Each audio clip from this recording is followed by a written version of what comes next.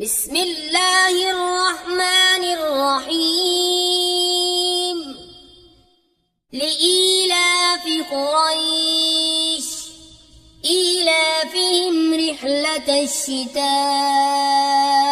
والصيف فليعبدوا رب هذا البيت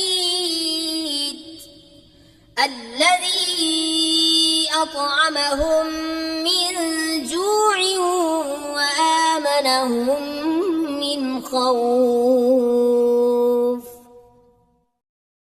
بسم الله الرحمن الرحيم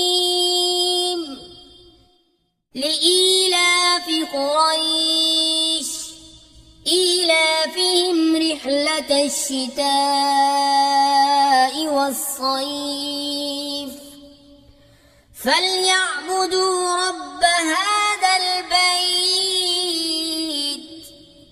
الذي أطعمهم من جوع وآمنهم من خوف.